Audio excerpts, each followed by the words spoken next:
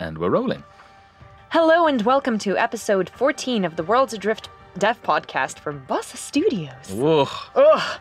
I'm Julia, and this is I'm Malford. This is the Malford. Yes, that's the Malford. The Malford. Yeah, there's only two of us today because Muster is away. Seeing family. Is he seeing family? I don't know. I've forgotten. I'm a good friend. He's just somewhere. He's somewhere else. Yeah. Yeah, and finding willing volunteers. Well, Luke would be the other option. Yes, but the he's default. off as Also well. away. Yeah. So I'm just taking this opportunity to seize the lead designer position on Worlds Adrift. Very ambitious of you. It's my game now. No. Yes.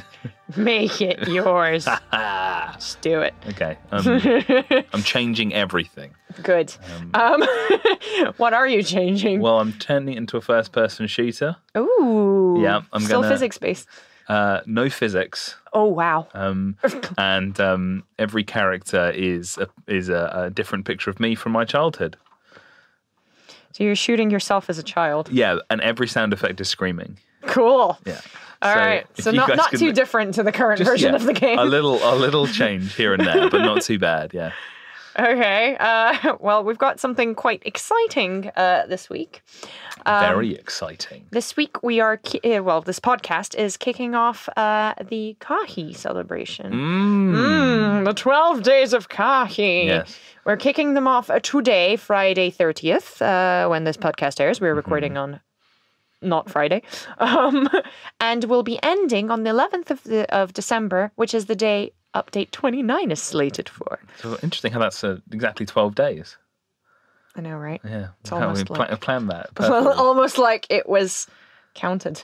My gosh. Oh my goodness. Yeah. So Malford, tell us a little bit about Kahi Celebrations. Well, Kahi is it's a sort of equivalent of Christmas that's in Foundation, which is the world that Worlds Adrift takes place in.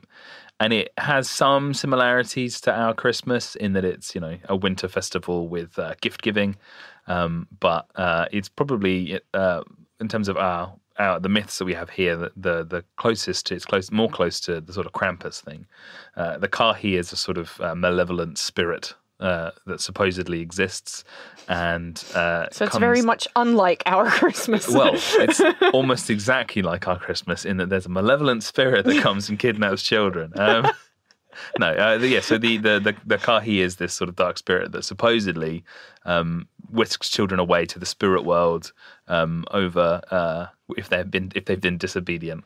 You better watch out. Yeah, and so Kahi takes place over the coldest months of the year in Foundation, which are in Kif, I believe. And it has this in the northern parts of Terrari. There's sort of impenetrable darkness because they have no sunrise for a period of several weeks. So during that time period, the belief is that the spirit world is closest to the corporeal world, and that's why the Kahi can visit.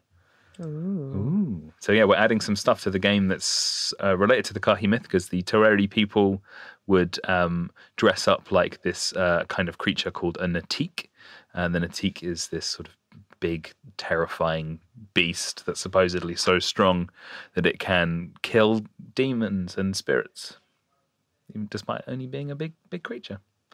Bigfoot. It's a Bigfoot. No, it's not.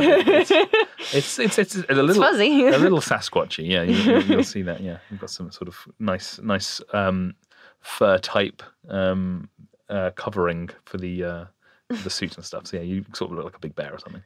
With horns and terrifying eyes. Oh yes, terrifying. Oh my God, that's really the initial sketches were just like.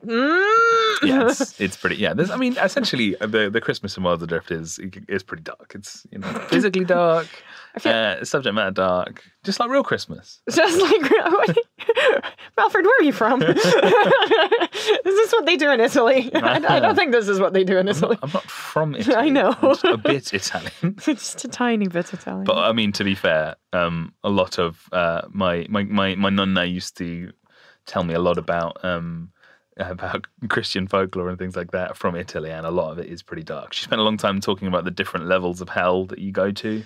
Oh, yes. Yeah. Funnily enough, the guy who wrote about those levels of hell was exiled from Italy because what he wrote about was blasphemous.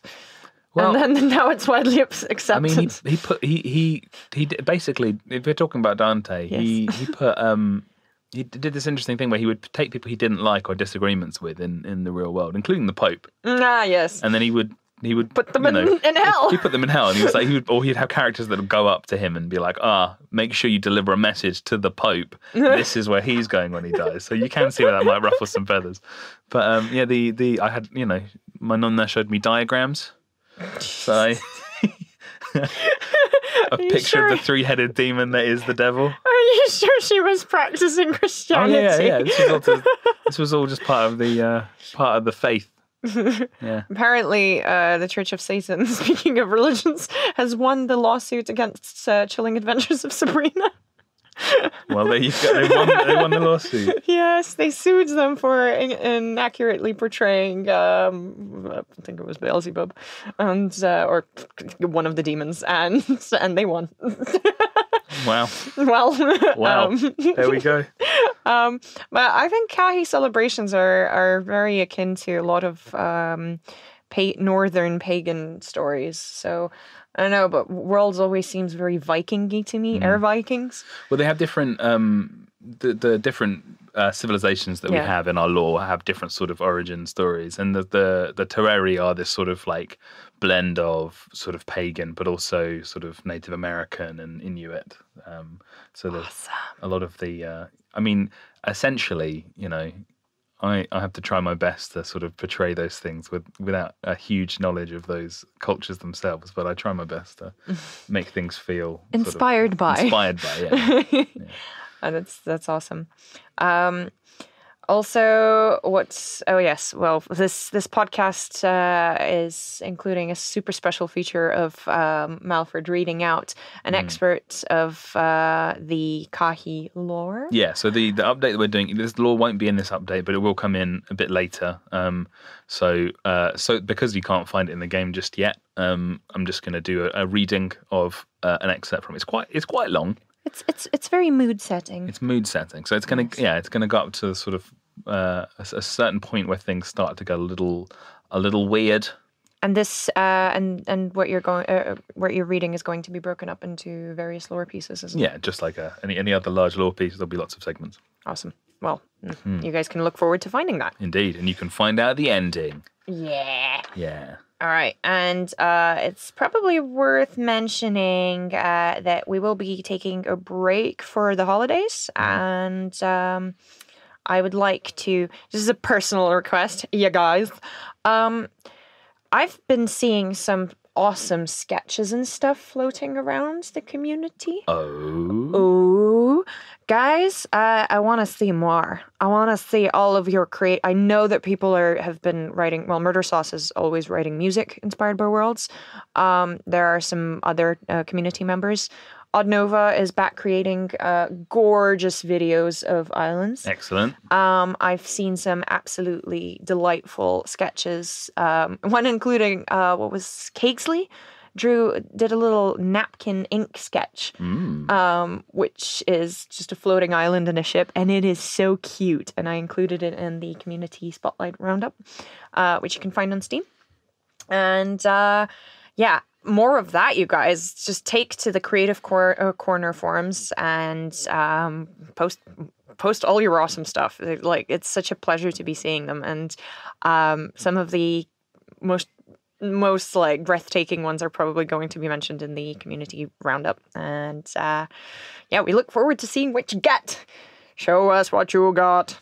Sorry, Rick and Morty. Okay. Was that Rick and Morty? Show me what you got. It's good when you do a reference. You just tell everyone. You never know. You never know. You never know. It's just like, maybe I'm just going mad, which is what people assume anyway. Usually. Well, speaking of the community, we've got some community questions here, haven't we? Yes. J. Brads asks on the blog, do you think that you're going to add different types of helms, like fighter or freighter? I think we want there to be different kinds of ships that behave in different ways. I think our focus is on doing that in ways that are more about the construction of the ship rather than the sort of the helm. I think there might be one of the things we'd like to do. I think is more sort of cosmetic differences with the helm, but I don't think there's no plans anyway to do sort of anything that affects the gameplay or how you fly a ship on your helm. But yeah, different cosmetic things for sort of role playing or for fitting different decors is certainly a probability in the future. Yes, and I guess relating to that, you would probably you would use different types of engines for these different types of ships. Yeah. And now you've got various levels of overheat coming in this update. Yeah, for example, because if you think about it with the overheat, a freighter, you'd be much better served with some engines that sort of, had a reasonably high sort of steady speed, so they didn't overheat too much and they could go, slow and steady basically, without overheating. And then a fighter, you'd be better served with something that, maybe runs a little hotter for when you actually get into a dogfight. You can a dogfight, because that's what we call our fights. No, not really, but anyway, they're a bit slower than that, aren't they? But when you get into a ship battle, you'd be able to kick them into high gear and get some real sort of afterburn, and then maybe you have to pull them off and be a bit more conservative when you're not in a fight, that kind of thing. So that's certainly, and also obviously construction of your ship, you'd build a freighter much more defensively with some heavy paneling so that if someone did attack it, you could withstand a few more hits, and then a fighter would be built as light as possible. That's a sort of, the way we're hoping that we can support with all the systems that we're putting in and how we're hoping to expand shipbuilding in the future. Okay, cool. I don't know what that noise was. Was it a Brazilian laugh? You've been spending too much time with Brazilians. Yes, absolutely. Yeah. Elwhoops asks on the blog in a usual endearing manner. Yes, very good. In the game, quoting our previous podcast, in the game right now, depending on what body part you hit, you take more or less damage. In the new system, that's not what happens. That means it's more consistent damage. Well, basically, we talked about that, and we were referring to physics damage. The question, however, is, are you seriously telling me that you went the other way with that instead of introducing headshots? Yeah, so this is interesting because, obviously it sounds like it would be similar, but they're quite different. The way that damage is calculated for a gunshot and for physics damage is quite different. So they're different. There's a different way of doing it. So we weren't touching anything to do with hit scanning when we were doing the physics damage stuff. And what we noticed during playtests and watching people playing the game is a lot of people felt like the physics damage was unpredictable. So they'd land on something. No. Yeah, I know, it's mad. And they'd land on something, and they would take way more damage than they were expecting to, or they would take almost no damage. And some of that was to do with where they were landing, but there's no different feedback on your face in a wall. Yeah, if it's on. But the thing is, if you hit your head in Worlds Adrift, there's no difference in the way that the character behaves. There's just difference in the damage. So the feedback is really important to that. So most games don't have different sort of physics damage based on where you get hit by things, apart from maybe like some games have like swords and stuff that do damage to different parts. But we're talking about like if you had another game where full damage you a different amount on different parts of you, then you need to sell that with the animation and all that stuff. At the moment we don't sell that, and so the best thing for us to do is to make that more consistent and understandable to new players. In terms of hit scanning, there's a lot of sort of stuff that stops it being very easy for us to do. What you'll notice, for example, is that the turrets have gone in from the island crater. In the island crater, they have a weak spot on their back. In the game now, they don't have that, and that's because there's a lot of stuff to do with sort of client versus server authority, and to do with positioning on different machines and stuff like that. That makes it very difficult to. It's not as easy as it would be in another game to scan those things, and we want to do that. We think it's very important to our combat to have that, but it's not something we can do at the same time or instead of the sort of physics damage stuff. The physics damage stuff is more, I'd say, widespread as an issue than the nice to have, which is that headshots are more important. This relates closely to the Q&A we had with Sylvan a few weeks ago, where we were talking about why it's difficult to do things like grappling hooks and projectiles and stuff like that. So basically, because of the server, like different types of servers that the game runs on, so you've got client server and whatever else, and having all of that communicating between each other within the world and seeing the exact same thing for everyone in the world, it's quite difficult to do, and that means there's different types of damage damage designs, I suppose. One being, the client side damage, which is physics stuff. I'm guessing. Yeah, that stuff isn't based on too much on the server. Yeah, so everything else is very much dependent on what it is, which is why also it's difficult to implement melee, and it will take some time, but we will do it. Yeah, I mean, think for example, if I'm in a gunfight with someone shooting bullets at them, then there's going to be differences between where somebody is on my screen and on your screen, because we're both receiving updates from the server at different times. So to have a consistent thing where I shoot someone in the head and then they take a headshot damage from that is just more complicated. Even when the time difference is like 0.0 something second. I don't remember what number someone said. A small number. A teeny tiny number. Anywho, moving on. In TLDR, the short answer is no, we were not. We may be introducing headshots in the future. It's a completely different conversation. Yeah. Frozen Waters. On the island and puzzle creation topic. This is a good one. It would be great if an island creator had a method of easily collecting the death bags of those lost souls that die in jump puzzles that they design, like a chute that collects, like a chute that collects them or something. I know that players would love it when they come across numerous death bags in a jumping puzzle and reap those rewards. However, it would be nice to be able to reward the efforts of the ingenious builders that figure out creative ways of beating the players. Thoughts, designer Malford? Well, okay, so when you're building a level in a game, your objective isn't to beat players. I think if we incentivize beating players, then dungeons are just going to be full of sort of, they're going to be designed to be as sort of painful as possible. I mean, there are games out there like I Want to Be the Guy and things like that, which are basically just designed to have traps in them that you can't predict, and then you have to sort of learn by memory to beat them. If you're designing a level from a sort of a game design perspective, you want to find that sort of line. There's a sort of line you want to tread between things need to be challenging enough so that the player is engaged, but you don't want things to be so challenging that the players bounce off it, basically. And it's a difficult balance to strike, but I think that there's a sort of, especially for, one of the first games that I made was a game called I Hate You. It was a game jam, and this game was the theme was resilience. So the idea was that we thought it would be funny, and to be fair, it definitely was funny. You can still play it on the Bossa Game Jam website, I think. But the idea was that the player had to be resilient, and this game would just do everything to sort of wear you down. So when you died in the game, which was frequently, you would get these messages that insulted you quite directly. My favourite of which was the crow that insulted you would sometimes say, "Your mother called. She says she wants a better child."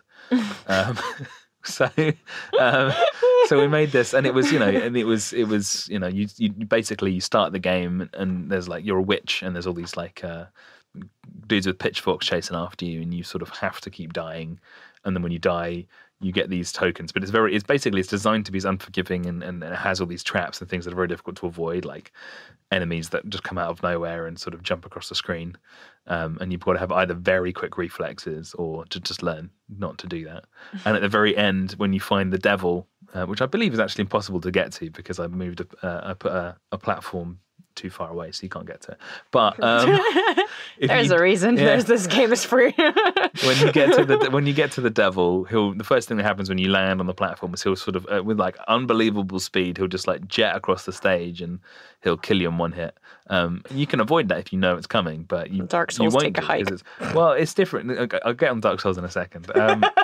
because so he jumps across, and then if he kills you, it just erases your save date, and you've got to start from the beginning. No. Yeah, so that's the sort of thing that's quite attractive when you're starting out. But really, the craft that you learn is to find, a way of making a game as fun as possible, a way of making a level as fun as possible, and that could be challenging, but it's about reason. This is where Dark Souls is good, because Dark Souls is very difficult, but at the same time, the enemies that attack you, their moves are telegraphed. You know how the game behaves. Things are difficult, but they tend to be. They encourage you to play the game in a certain way, and if you do, it's perfectly possible to get through the game without dying all the time. And when you do die, it's a bad thing for you because of this, but it's part of the game.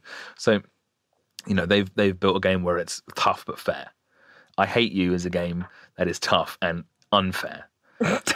Yeah, so this is it. Like, we don't want to encourage. There needs to be a reward. we want to encourage people to make things that are fun to complete.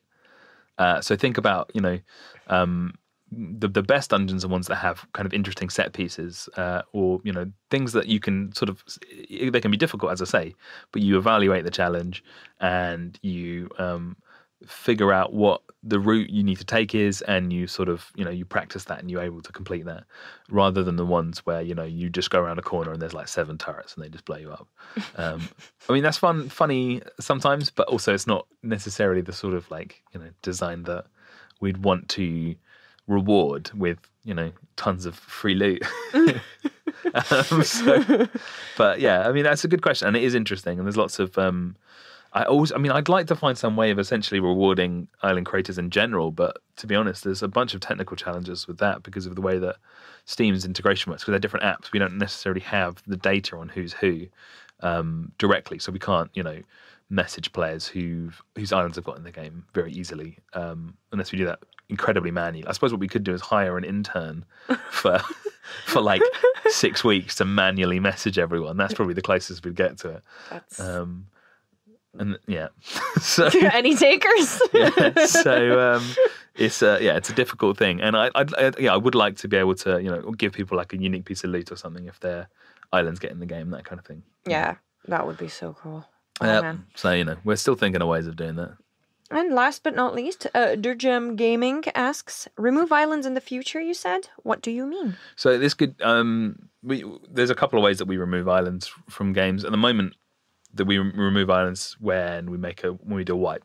So the next map might not have necessarily the same set of islands. But I think what you mean is I've talked a couple of times about how we would remove and cycle out islands in the game. So the idea would be that in the long run, in a world where we wouldn't have to have wipes, we would be able to still refresh the island base by taking an island out once every few weeks or something and replacing it with a newer one. So it would be a constantly evolving map. It would be an evolving map, yeah.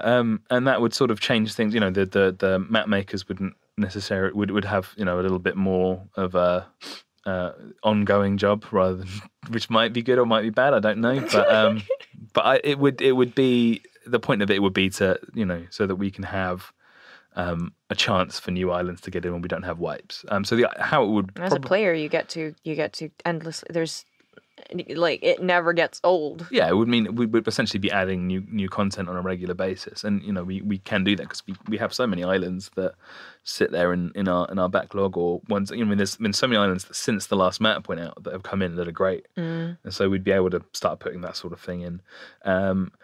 And so the way that would probably work is there would be a certain amount of warning. We'd probably attach some sort of mechanics to it, but I don't know exactly what yet. But there would be a warning that an island had become unstable. This is the idea I have in my head. I don't know how, because at the moment this isn't even possible. So, but the idea is you get a warning that some time in advance that an island has become unstable, and then potentially there'd be, during that time period, unstable islands would be much more dangerous but have more loot or something like that. So there's sort of a reason to engage with them. Maybe not.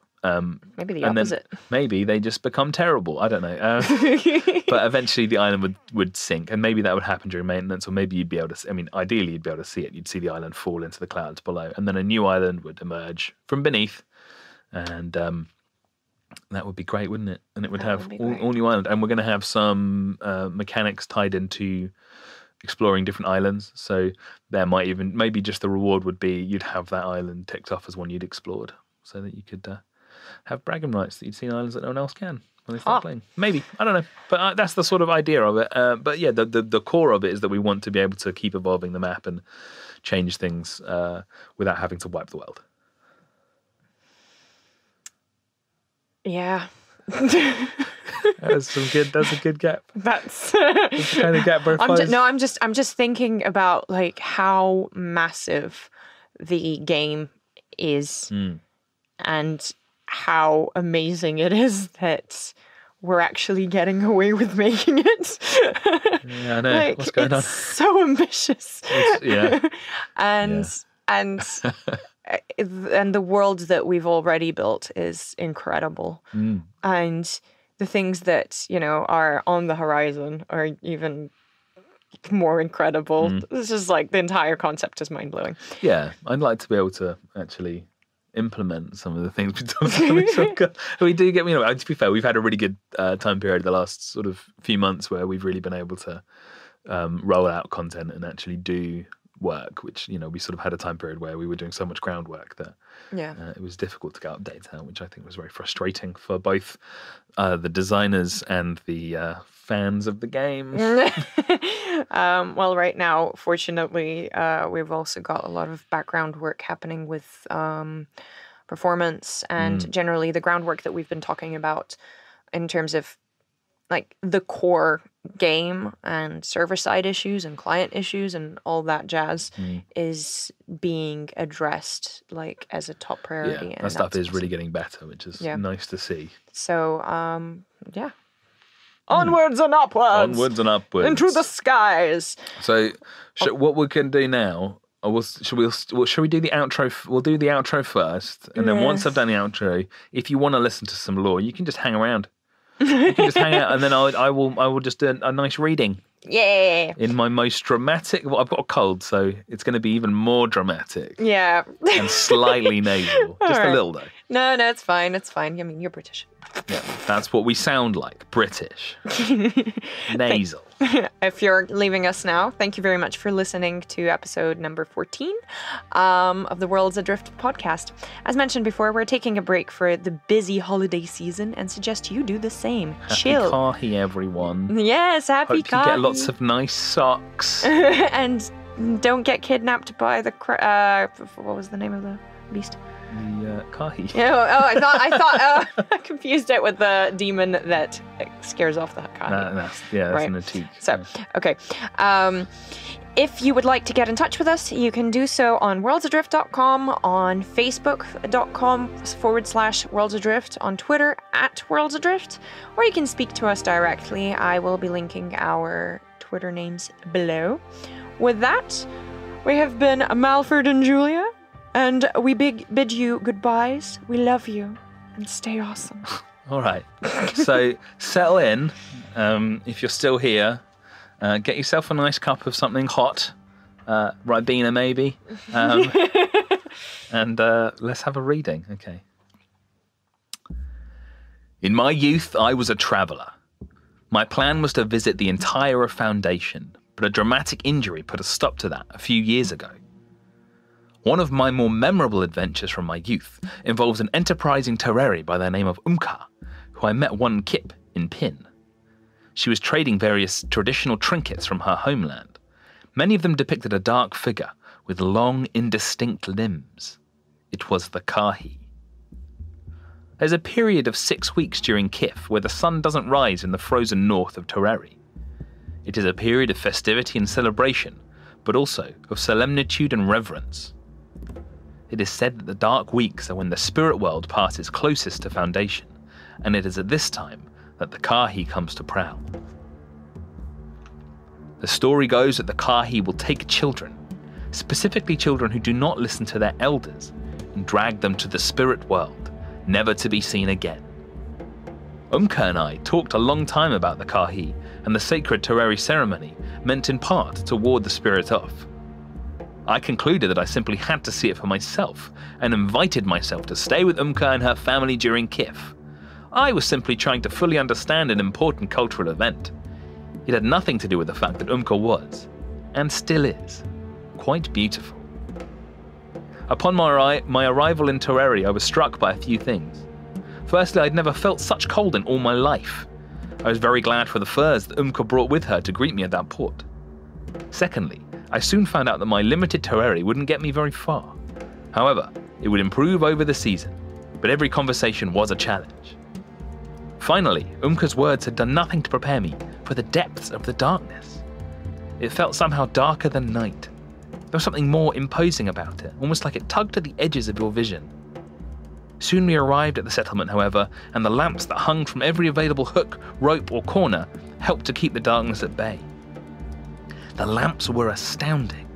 The locals used simple dyes and special powders to colour the lighting elements, so the entire settlement was bathed in a multicoloured glow.